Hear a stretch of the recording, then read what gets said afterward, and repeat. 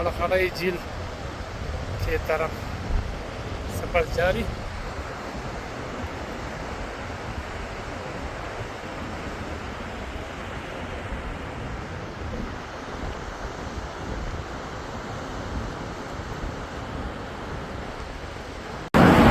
खड़खड़ाई झील, खड़खड़ाई आबशार, क्या ही बात है।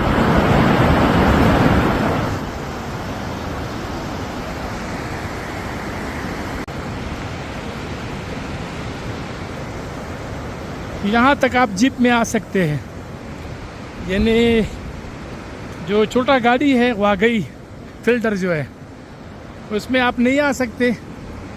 ये तकरीबन 2-3 किलोमीटर आपने फिर पैदल तय करना है।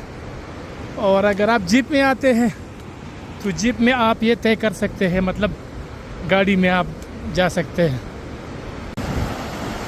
आप देख सकते हैं पानी का बहाव, और इसको खड़खड़ाई इसलिए कहते हैं कि इसका पानी जो है ना वो साफ नहीं है, पूरा ये नहीं नील को पानी नहीं है, इसका कलर है। तो बस यही पश्तो में इसको खल कहते हैं। ये नहीं, इसमें जब मिट्टी मिला हुआ वो उसका कलर चेंज हो जाता है ना, तो ये गदला कलर बन जाता है, इस वजह से इसको ये कहते हैं।